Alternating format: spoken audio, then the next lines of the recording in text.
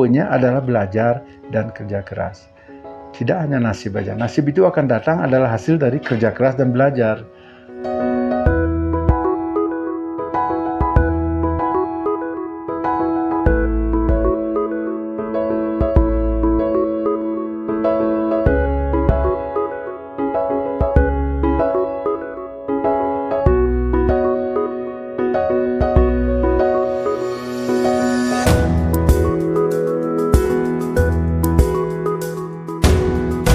Tentu Patu melewati hidup up and down. Patu sebagai seorang pekerja keras di kapal pesiar. Tahun terakhir Patu tahun 2002. Di tahun-tahun itu udah mau terakhir Patu bekerja dengan jabatan maitre d' hotel. Namanya memang keren, tapi tugas itu atau kepala pelayan Patu. Dan kalau teman-teman Patu dipanggil Patu kepala kuli. Selalu kalau Patu ke Belanda libur ini kepala kuli dari Bali nih gitu. Tapi memang benar kepala kuli Patu urusan dalam pelayanan. Tentu sebagai seorang pelayan kita banyak punya cita-cita loh. Masa terus jadi kepala pelayan? Kan suatu saat Patu ingin punya sesuatu yang Patu kelola sendiri. Nah, Patu tinggal di Ubud pernah, di Tegalalang, di Cemagi pernah, keliling Patu di Bali. Nggak tertarik waktu itu untuk mengembangkan daerah sendiri, kampung sendiri. Menyesal Patu, I was too late to begin something in my own area. Karena Patu nggak melihat potensi waktu itu. Nah, setiap sebagai orang Bali kan selalu ke rumah tua pulang. Ke rumah tua pulang, ada upacara, kita pulang ke rumah. Rumahnya udah sesak, nggak ada tempat tinggal di desa. Akhirnya Patu berpikir, wah, Patu akan cobalah pinggir danau. Patu dapat hadiah dari leluhur Patu. Sedikitan akhirnya Patu bangun satu cabin aja. Pondok nomor 1 itu. Dengan konsep affordably sustainable bahasa kerennya. Jadi Patu mau ingin biar low energy, biar ramah lingkungan, Patu bikin panggung-panggung gitu. Satu Patu bikin. Belum selesai apa-apa. Padahal idenya Patu pulang, Patu ada upacara, ada tempat tinggal Patu. Teman-teman Patu ikut datang, kenapa kamu bikin cuma satu? Bikinlah lebih dari satu biar aku bisa nginep. Kan bagus. Akhirnya berubah pelan-pelan konsepnya menjadi 5 cabin. Yang ini tidak ada perencanaan, tidak ada plan A and Patu harus bikin realisasi plan. Nggak ada. Sambil jalan terus. Akhirnya ini semua terjadi karena sebetulnya tanpa perencanaan loh dia. Maaf Patu bilang. Tapi semua orang suka. Warung ini juga restorannya tanpa dinding, kecil di tengah-tengah. Tapi karena hujan, Patu perlebar. Kita masak di dapur. Suatu saat, Sabtu Minggu kita nggak bisa handle orang datang masuk akses ke danau. Akhirnya Patu berpikir, wow, tidak apa-apa kita terjun ke sini. Akhirnya Patu bikin konsep Lido, persis kayak kapal lah. Kalau di kapal namanya Lido restorannya. Pinggir laut namanya Promenade Deck. Biar seperti kapal pesiar gitu ide pertamanya. Akhirnya tentu lagi balik back to technology, Patu mengerjakan sendiri waktu itu Instagramnya, IG Patu, Google Business Patu kerjakan karena ya tidak, I didn't have anybody kan waktu itu Patu kerjakan sendiri. Followernya cepat, yang datang Luna Maya, kemudian yang datang Ashanti, Ibu Titik Soeharto, tak ada perencanaan nginep dia di sini. Di P5, sebagai kepala kampungnya ngasih tahu katanya ada orang penting. Siapa? Bu Titik Soeharto. Dari Jimbaran Patu kesini ngebut biar bertemu. Nah, dari situ banyak orang-orang datang kayak Pak Nyoman orang DPR pusat juga datang ke sini, tapi dia nggak berencana datang sebagai DPR karena ingat dia sangat, siapa yang punya ini? Saya sendiri Bapak, waktu itu Patu kelola sendiri. Patu senang sekali nih, tidak ada plastik, ya itu udah Patu bilang. Saya hanya mengikuti aja, mengurangi. Tidak bisa 100% mengurangi plastik. Di botol tidak pakai plastik. Barang plastik kita hanya boleh kurangi saja. Kalau 0% susah nyuruh orang kan. Masa kita tegas, nggak boleh bawa plastik, nggak boleh. Jadi kita konsepnya mengurangi pemakaian plastik. Dia terkesan sama itu. Patu kasih tulisan, itulah basic to nature itu semua. Ya jadi Patu pakai botol, airnya Patu refill. Dia senang konsep nature-nya dan bangunan juga semestinya ini menjadi istilahnya menjadi role model Patu karena bangunannya ramah lingkungan, pakai dari kayu dan pakai tiang-tiang.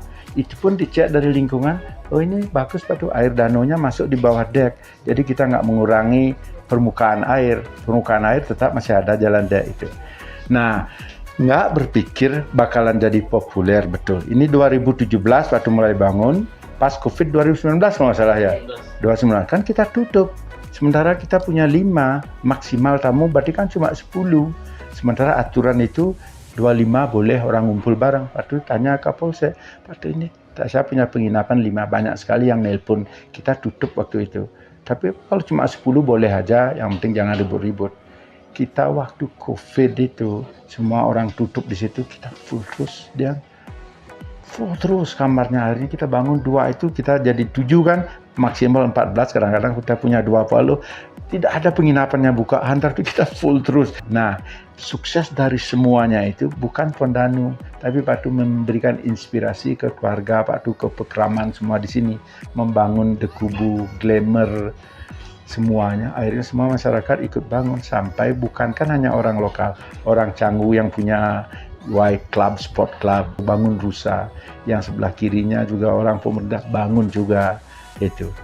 Jadi kan profit itu bukan selalu uang, profitnya memberi pekerjaan dan orang luar tertarik masuk ke kampung kita. Nah sekarang Patu karena kurang kamar sering, Patu bangun di dekat hutan. Itulah kayak tadi itu, Patu mau bikin ramah lingkungan, sederhana. Ini konsepnya sangat sederhana, dan karena Patu nggak bisa menjangkau yang besar, kalibernya sangat kecil, tapi Patu mengerti sentuhan yang sangat sederhana tapi nyaman itu akan impresif buat orang-orang. Jadi Patu pernah tinggal di Pondok 5 itu, Pondok 5 itu goyang loh. Yang tinggal situ pilot dari United Kingdom. Orang jalan terganggu rasanya, tapi dia bilang, no, saya suka ini. Tidak pernah saya tinggal di penginapan yang begini. Orang jalan saya rasakan seperti pondok-pondokan, tapi mandi enak, tempat tidurnya bagus, ada pemanas di matresnya. Jadi sentuhan kecil itu sangat detail dan membuat kesan bagus. Makanya mereka sering balik ke sini. Patu punya teman juga orang Jerman, punya penginapan namanya White Sand Beach di negara daerah situ. Patu pesan karena teman punya, Patu pesan booking biar bisa ngasih review kan. Dia senang, wah reviewmu bagus sekali, gantian saya datang. Ini sangat sederhana tapi semuanya jauh lebih. Kalau kamu saya kasih 5, saya mungkin 1 nilainya.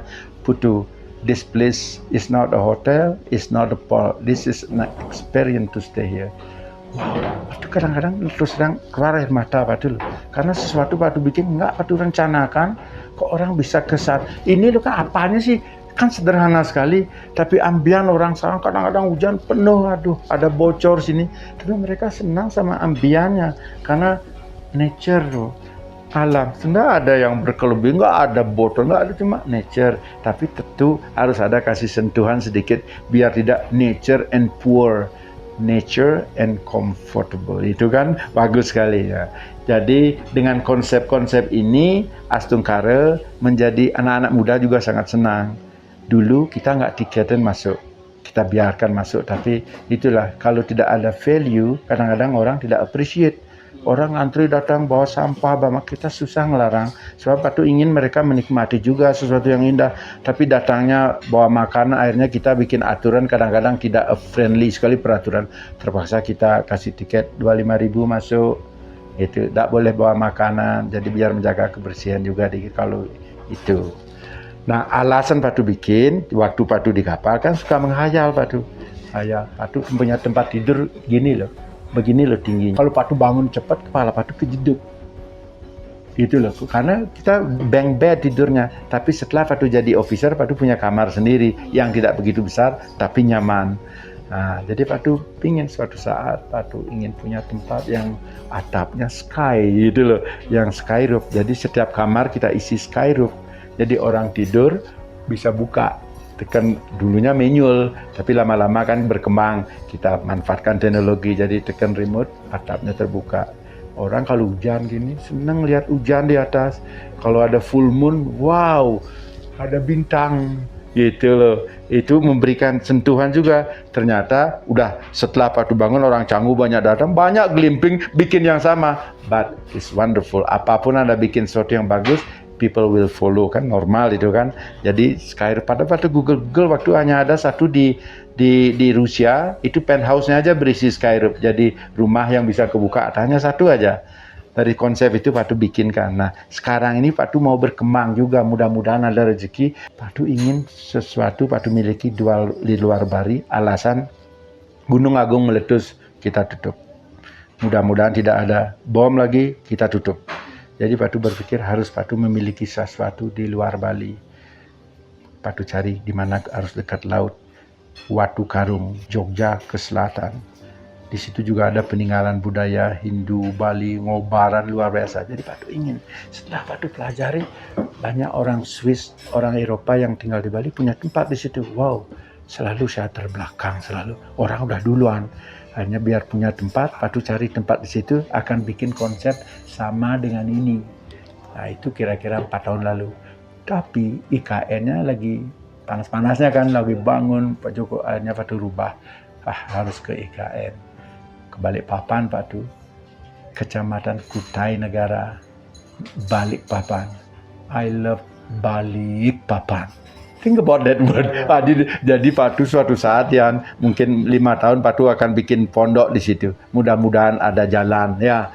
Jadi konsep ramah lingkungan ini kan IKN itu selalu memang sustainable. Patu ingin bawa ramah lingkungan dengan investasi tidak bakalan banyak karena memang Patu tidak mampu, tapi konsepnya alam dan nyaman. Yang penting tempat tidur nyaman, airnya bersih.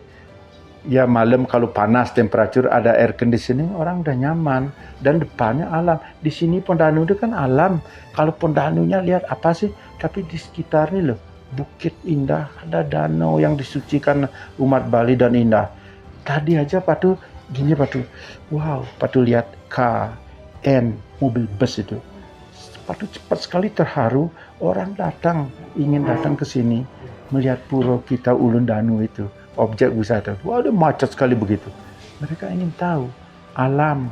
Makanya leluhur, sekali Patu ingat kembali, di Bali itu kan sayang ibu bilang dah. Karena konsep orang Bali sebetulnya setelah Patu pelajari dan menjadi dituakan, penggelingsir bahasa Balinya, dituakan. Orang Bali itu konsep dua, leluhur dan alam. Tidak ada, ada nggak lebih. Apapun orang di Bali dikerjakan, leluhur dan alam. Sayang, beberapa keluarga selalu kalau orang sudah menjadi leluhur kan sudah meninggal. Tapi kalau ada orang kayak Patu, tidak harus nunggu meninggal. Sayang ini orang tua semasih hidup. Dan setelah hidup pun kita hormati. Makanya disebut leluhur. Ya, jadi ke Patu memang benar sekali sayang ibu. Patu ajak ke pura-pura kalau mau ibu, kadang susah ajaknya. Patu gendong, ibu Patu udah usia 74, bapak 86. Sayang ibu, kan dia memulai dengan sayang ibu. Kita semua harus memang menyayangi orang tua, ibu khususnya. Ya, jadi semasih bisa quality time dengan ibu itu udah luar biasa. Patu baru datang dari Lampung ini, ajak orang tua, ibu nggak mau ikut, Patu ajak ayah. Karena semasih bisa, ayah Patu umur 86, masih ada. Dan kadang-kadang khawatir Patu loh. Ini orang tua ini sehat terus, saya aja sudah kadang-kadang. Patu kan penyakit gula. Jadi Patu harus berhati-hati olahraga, kok dia sehat. Karena itulah hidupnya bukan kayak kita punya konsep back to nature. Dia tidak back to nature, dia at nature. Nah itu bedanya. Kalau kita kan anak-anak yang sudah sekarang, harus back to nature kita. Mereka sudah there. Dia already there. From the beginning of their life, dari mulai hidup, manager. Ayah Patu, DPR 2 kali, kepala desa, bendesa adat. Pagi bangun tuh ke kebun. Masih sekarang umur 86, nggak bisa dilarang. Patu kalau mau, Papa tuh ajak di Jimbaran, pagi nonton TV, nggak mau. Dia sudah di alam.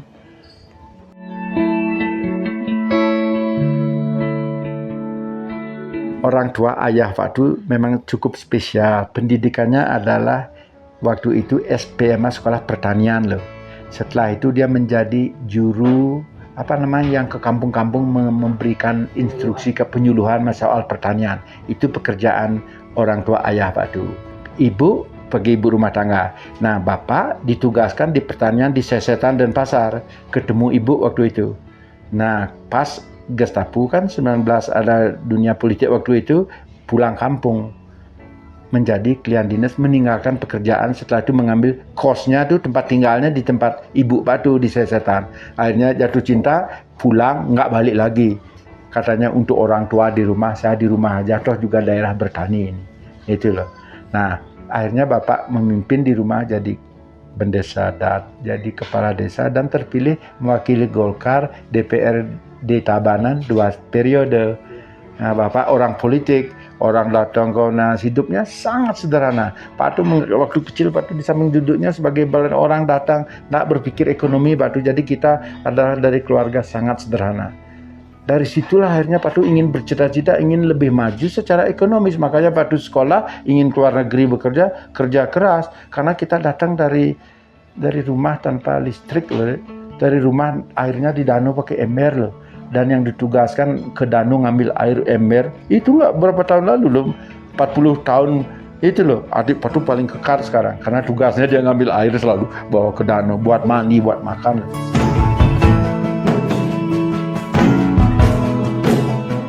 Secara ini dekat dengan ibu Pak Tu.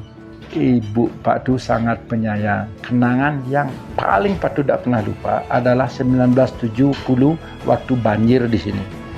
Banjir menewaskan 20-30 orang. Flooded di sini, semua hilang. Dari situ juga Pak Tu bikin konsep ini loh. Sebab dari cerita orang tua leluhur kita, setiap 100 tahun gemit orang Bali bilang. Flooded dia, longsor, lumpur tinggi ke danau. Makanya konsepnya pada bikin titik-titik begini. Nah, tahun itu kita harus tinggal di desa. Nggak bisa di sini karena tidak aman, karena tidak sehat dan tidak aman. Kita tinggal di jalan raya. Ibu Pak Tu gendong adik Pak Tu. Kita jalan tanpa sandal, jalannya licin. Pak Tu sama baru bisa jalan. Ini Pak Tu. Itu kenangan Pak Tu luar biasa. Dipegang sama ibu. Kita nggak punya payung dia, kita pakai daun pisang. Dipatahkan sama ibu, bayinya kena adik Pak Tu dipegang di sini loh. Pak Tu dipegang, Pak Tu nggak, jalannya nggak bener, nggak mungkin dong ibu bisa kena. Bapak sebagai kepala lingkungan waktu itu kok ngurusin ini, pakai berkomunikasi, nggak bisa jalan, kita pakai senter, pakai baterai itu loh, gini toh. Di situ perlu bantuan, Hansip waktu itu sudah datang bantu. Begitu loh, itu kenangan Pak Tu gimana seorang ibu berjuang menyelamatkan anaknya. Terus kita tidur pakai tikar di rumah-rumah orang di desa. Jadi Pak Tu nggak pernah lupa itu ingatan bagaimana ibu sayang. Apapun yang kita lakukan untuk membalas kebaikan, nggak mungkin deh, nggak mungkin. Walaupun setelah meninggal kita aben karena nggak bisa. Tetap ibu itu memang luar biasa. Jadi pesan Pak Tu juga buat adik-adik anak-anak. Sama kalau ibu masih ada, sayangnya aduh luar biasa.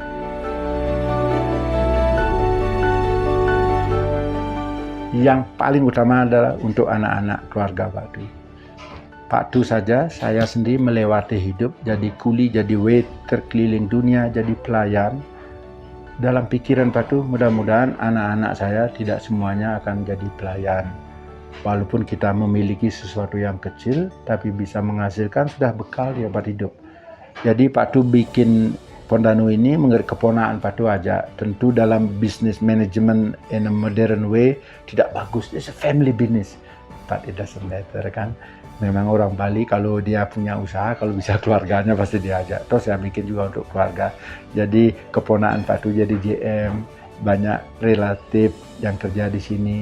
Bolak-balik Pak Tu training dia. Di sini adalah batu loncatan kamu bekerja.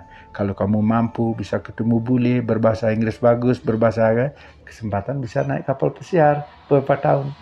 Astungkaro banyak sudah karyawan kita keluar negeri kerja. Dari sini jadi keponaan Pak Tu yang pokoknya banyak.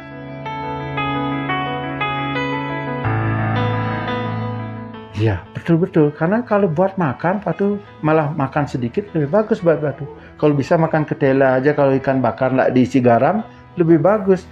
Tapi kan kita melihat keluarga bisa hidup ya, karyawan bisa beli NMAX gini Pak Tu loh, wow. Karyawan saya bisa menikmati, dan bukan hanya karyawan itu aja dia.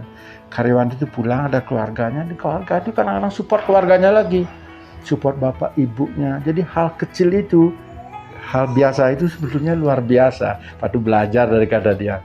Ya, jadi kita membuat hal biasa-biasa itu jadi luar biasa. Dan ingat seperti kata Pak Tu, dari suksesnya Pondanu di area ini, di kampung Pak Tu sendiri adalah mengembangkan era ini. Sekarang Rajan Danu sudah menjadi daerah tujuan wisata, tidak hanya domestik. Jadi kalibernya juga samalah dengan di Bali, internasional.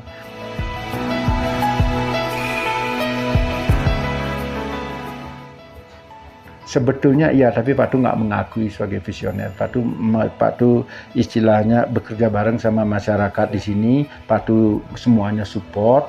Orang bikin apa Pak Tu? Orang apain tanahnya itu bisa ditanami sayur, kok diisi batu-batu gitu. Pak Tu punya juga parkiran itu. Pak Tu nggak ada bawa tanah. Karena itu dapat berpikir orang artis sustainable itu banyak orang kan bahasa keren, tapi kalau diartikan sebetulnya berkegantungan artinya, berkelanjutan artinya. Berkelanjutan dalam arti patu nggak bawa bahannya, patu gali, tanahnya patu naikkan, karena di sini becek kadang-kadang. Ya kita powernya kecil, tapi karena kebutuhan nggak bisa lagi power kecil. Kalau kita mau pakai solar, tidak ada sinar banyak. Walaupun solar cell sekarang hampir terjangkau dengan teknologi yang lebih bagus, tapi tidak bisa kita bergantung sama solar power. Makanya patu bikin kata baru, affordably sustainable, hanya yang bisa kita jangkau.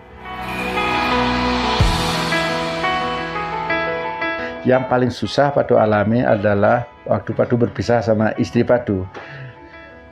Istri patu orang Filipina Amerika, patu ajak ke Amerika tinggal karena patu berpikir pendidikan is something big dan paling spesial buat anak-anak adalah pendidikan. Jadi patu bercita-cita biar anak patu bisa sekolah di Amerika. Setelah patu pelajari ketemu orang kan gitu, ternyata di Amerika tidak mahal pendidikan, apalagi sekolah pendidikan umum. Gitu loh. Jadi patu berpikir, patu bergaul sama waktu itu senator di Arizona. Patu tanya, oh gampang Patu, nanti kamu cari immigration lawyer sini. Patu datang ke Amerika pakai B1 B2 namanya, terus bisa. Akhirnya anak-anak Patu sekolah nggak ditanya, kamu orang apa? Mana ada, nggak boleh dia nanya. Nggak boleh di Amerika nanya, kamu orang apa? Memangnya saya seperti bukan orang Amerika, nggak berani orang nanya. Jadi anak Patu dirangkul sekolah dan bayar pun begitu. Kalau biar makan siang dilihat loh, hasil bapaknya berapa? Cuma $2.000 loh house income-nya ini. Patu bayar gratis lagi. Orang bayar sesuai dengan income orang tuanya. Ada yang bayar $1, yang kaya bayar $5. Patu tidak punya, nggak bayar lagi.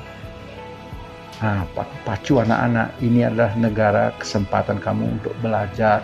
Di Amerika is a country about opportunity. Sekarang anak Patu waktu umur 17 tahun dikasih award. Tidak banyak orang-orang kan melamar menjadi warga negara kan, susah kan. Anak Patu awarded citizenship. Jadi dikasih hadiah sama pemerintah Amerika, kamu jadi warga negara. Anak Patu tidak menerima langsung. Now saya akan balik. Hanya kamu terima, kamu itu bargaining power luar biasa. Jadilah, kamu tetap orang Bali, orang Indonesia, tapi kamu punya paspor Amerika luar biasa. Akhirnya dia terima. Sekarang bekerja sebagai di pemerintahan, sebagai pegawai negeri, federal employee istilahnya. Di pendidikan lagi, anak Patu yang pertama ya pas-pasan, tapi Astungkara dah minta-minta dia.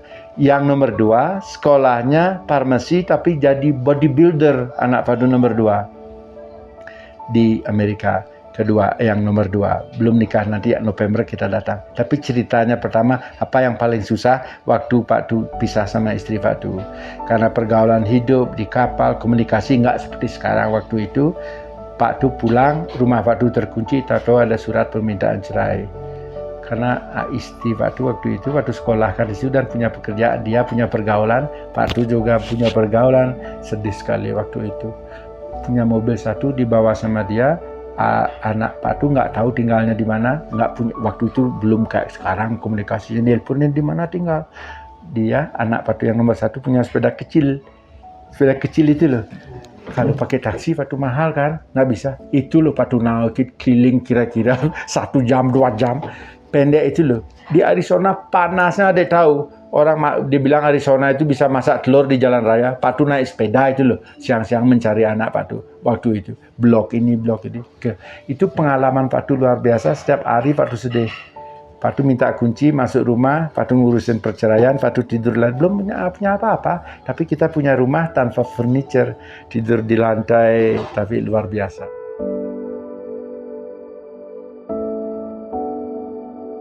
Ya Patu tabah saja. Sekarang Patu akhirnya itu adalah buka buat hidup Patu, bisa punya usaha. Patu malah berterima kasih sama ex Patu. Hanya anak-anak Patu support, Patu bolehkan rumah Patu kasih ke situ. Patu hanya minta izin setiap Patu libur, tidak hanya Sabtu, kan bisa bikin perjanjian gitu. Tidak hanya Sabtu Minggu aja Patu boleh berkunjung sama anak-anak. Kapan saja Patu bisa. Jadi Patu punyalah kesempatan sebagai ayah bisa membantu mendidik mereka, ngajarin dia naik mobil, naik sepeda gayung gitu, ajak mancing bebas. Nah, tahun sekali sebelum Covid dia datang ke sini. Waktu proyek dia lihat ini, pas Covid nggak bisa datang. Nah, 2 minggu lalu waktu ketemu di Kyoto karena dia orientasinya sangat suka sama negara Jepang karena disiplinnya. Kita ketemu liburan di Jepang. Nanti November dia datang ke sini lagi semua. Itu cerita hidup Patu.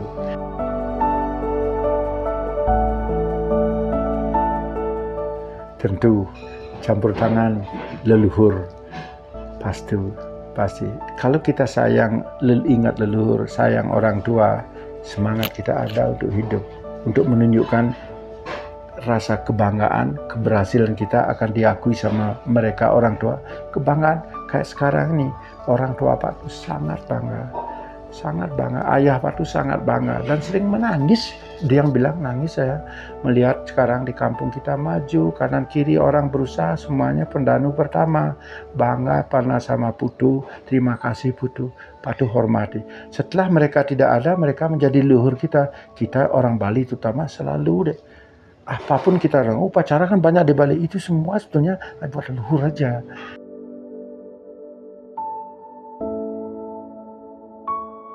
Jangan berhenti belajar dan bekerja keras. Itu adalah kunci sudah itu. Dan seimbangkan dengan doa sesuai dengan apa Anda yakini untuk menenteramkan jiwa Anda. Sebab kadang-kadang dalam hal kegagalan tentunya Anda beruntung sebetulnya Anda membuat orang beruntung loh. Kadang-kadang pada berpikir loh, saya rugi loh. Saya bikin dia untung loh. Senyum dia loh. Saya happy walaupun saya kehilangan. Saya suatu saat akan mengambil untung dari orang. Orang lain rugi kan? Tidak mungkin semuanya orang untung. Jadi hanya bergilir aja. Jadi Patu minta doa restu dari ada anak semua. Mudah-mudahan Patu bisa melanjutkan program Balikpapan. Karena kata tadi itu loh, Balikpapan. Dan Patu akan bikin ikonnya I love Bali. Papan gitu loh. Kita berdoa, sembahyang untuk ketenangan kita. Patu selalu ada, jangan selalu meminta ke Tuhan. Bingung Tuhan kalau kita mintain, semua orang minta database-nya mungkin harus 1 triliun gigabyte itu loh. Tuhan itu, kan nggak ada batasnya itu. Jadi kita harus berdoa untuk kita sebetulnya. Tuhan itu ada kalau kita bikin yakin ada. Gitu. Jadi berdoa dan belajar, ingat belajar dan kerja keras kuncinya itu, dan seimbangkan dengan doa untuk kenyamanan, ketenangan pikiran kita.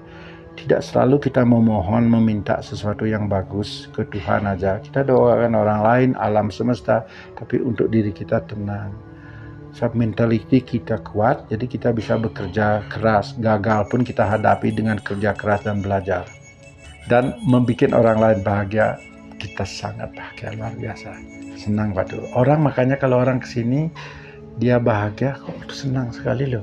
Ternyata pekerjaan yang saya kerjakan itu dulu Patu kerja, sekarang pun Patu bekerja keras Patu. Nanti Patu kalau ke Balikpapan Patu bangun, Patu akan urusin sendiri itu. Kerja keras Patu. Dan Patu memang kerja keras dan harus terjadi semampu Patu. Kalaupun itu gagal, Patu nggak nyalahin siapa-siapa. Nggak nyalahin Tuhan, berarti saya harus kurang belajar dan kerja keras. Mungkin studinya kurang Patu. Mungkin Patu tidak melakukan kelayakan studi atau observasi lebih awal. Kan gitu jadinya. Makanya poinnya adalah belajar dan kerja keras. Tidak hanya nasib aja. Nasib itu akan datang adalah hasil dari kerja keras dan belajar. Ya, tidak boleh kita langsung saya mau ngebut ke Denpasar lah, biar nggak ada rem sepeda motornya, kan nasib. Ya pasti nasibnya akan jelek nanti gitu modelnya.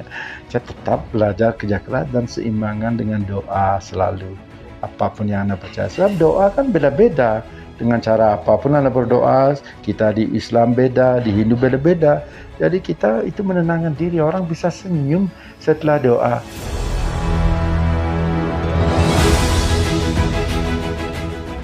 Saya Teddy Maheswara, saya kebetulan ponaknya Pak Putu. Jadi saya dipercaya untuk mengelola bisnis Pak Putu yang di sini. Kebetulan saya masuknya dari pertengahan, dan dulu sebelumnya di Denpasar. Nah, saya baru join di sini udah setahunan. Dan sedangkan Sultan buka udah hampir 2 tahun. April ini 2 tahun. Jadi sudah 1,5 tahun saya di sini. Wah, Pak Putu itu sangat seseorang yang luar biasa di keluarga terutama. Dia ide itu sangat luar biasa. Karena ide itu out of the box, ide itu yang nggak orang-orang pikirkan, dia sudah memikirkan itu. Jadi dia salah satu orang yang jadi kayak orang yang dipercaya atau dicontoh di daerah sini. Itu jadi sangat Pak Putu emang sangat inspiratif buat kita semua ya.